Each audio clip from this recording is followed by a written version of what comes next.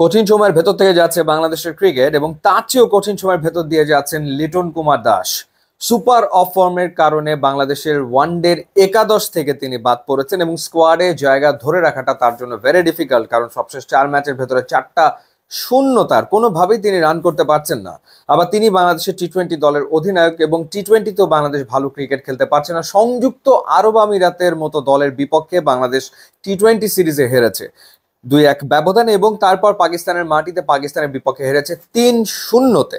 ঠিক এই মুহূর্তে শ্রীলঙ্কার বিপক্ষে 1-0-তে সিরিজে পিছিয়ে রয়েছে। এখন লিটন কুমার দাসের হাতে রয়েছে শ্রীলঙ্কার বিপক্ষে 2টো ম্যাচ এবং এরপর ঘরের মাটিতে পাকিস্তানের বিপক্ষে যে 3টা টি-20 বাংলাদেশ খেলবে, সম্ভবত সেই একাদশেও লিটন কুমার দাস থাকবেন এবং অধিনায়কত্ব তিনি করবেন। সব মিলিয়ে 5টা ম্যাচ লিটনের সামনে আসলে রয়েছে।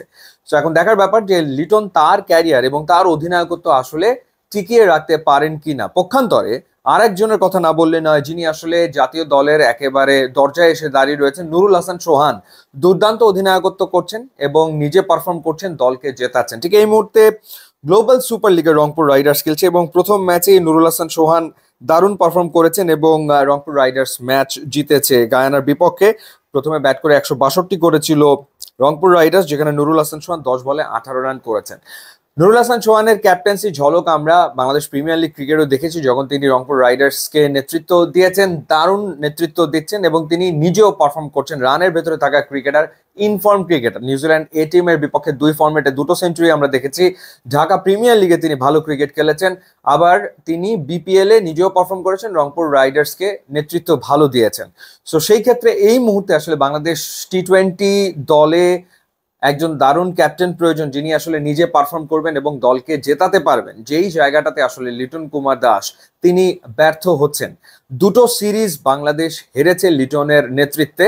হ্যাঁ, এটাও ভুলে গেলে চলবে না যে ওয়েস্ট ইন্ডিজের মাটিতে লিটনের নেতৃত্বে বাংলাদেশ 3-0-তে টি-20 সিরিজ জিতে এসছিল, কিন্তু তারপর থেকে আমরা টি-20তে আর ভালো পারফর্ম করতে পারছি না।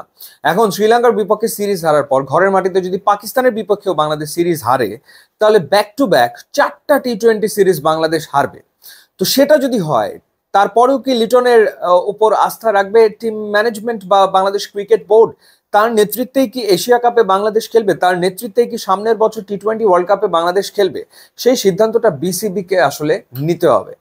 এখন এই সময়টাতে শ্রীলঙ্কার বিপক্ষে বাকি যে 2টো ম্যাচ এবং পাকিস্তানের বিপক্ষে ঘরের মাটিতে যে সিরিজ, এই 2টো সিরিজে যদি লিটন দুর্দান্ত পারফর্ম করতে পারেন এবং বাংলাদেশ দল যদি কাঙ্ক্ষিত সাফল্য পায়, তাহলে হয়তোবা লিটনের অধিনায়কত্ব টিকে থাকবে এবং লিটনের টি-20 ক্যারিয়ারটাও টিকে থাকবে। Otherwise difficult.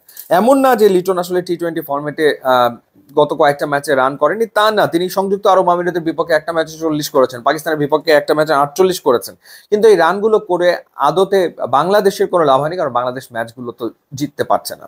তো সেই ক্ষেত্রে আসলে এখন লিটনকে পারফর্মও করতে হবে এবং লিটনকে দলকে জেতাতে হবে। 2টো ঘটনা তাকে ঘটাতে হবে, আর না হলে যেটা হবে যে নুরুল হাসান সোহান আসলে জাতীয় দলে ডাক পাবেন, এটা এখন বাস্তবতা হয়ে গেছে। তো যেহেতু তিনি এখন রয়েছেন গ্লোবাল সুপার লিগে এবং গ্লোবাল সুপার লিগের ফাইনাল ম্যাচ হবে 19 তারিখে, যদি এখন রংপুর সেই ফাইনালে কোয়ালিফাই করে, তাহলে আসলে মনে হয় না সোহান পাকিস্তানের বিপক্ষে স্কোয়াডে থাকবেন। এখন বিসিবির সাথে তার কি ধরনের আলাপচারিতা হয়েছে, কি ধরনের ডিল, সেটাও আসলে আমরা তো ঠিক জানি না। তো সেই ক্ষেত্রে যেহেতু তিনি অলরেডি চলে গেছেন টুর্নামেন্টে খেলতে এবং তিনি ক্যাপ্টেন, সুতরাং তাকে হয়তোবা অ্যালাউ করা হবে এবং তিনি টুর্নামেন্ট শেষ করে আসবেন। সেই ক্ষেত্রে পাকিস্তানের বিপক্ষে টি-20 সিরিজে নুরুল হাসান সোহানের খেলা নাও হতে পারে। সেই ক্ষেত্রে তারপরের যে নেক্সট টি-20 মিশন বাংলাদেশের, সেখানে হয়তো সোহানকে আমরা বাংলাদেশ দলে দেখবো। এখন বাংলাদেশ দলে তাকে আমরা শুধুমাত্র অ্যাজ উইকেট কিপার ব্যাটসম্যান দেখবো না অ্যাজ ক্যাপ্টেনই দেখবো, সেটা ডিপেন্ড করছে লিটন আসলে শ্রীলঙ্কার বিপক্ষে সিরিজের বাকি 2 ম্যাচ এবং পাকিস্তানের বিপক্ষে বাকি যে 3টা ম্যাচ রয়েছে, সেই 5টা ম্যাচে তিনি কেমন করেন অ্যাজ ক্যাপ্টেন, অ্যাজ ব্যাটার, এবং বাংলাদেশ টিম কেমন করে সেটার উপরে আসলে নির্ভর করছে। ইউটিউব ইনস্টাগ্রাম লিঙ্ক দেওয়া আছে, আপনার যোগ দিলে খুবই খুশি হবো। And thanks for watching.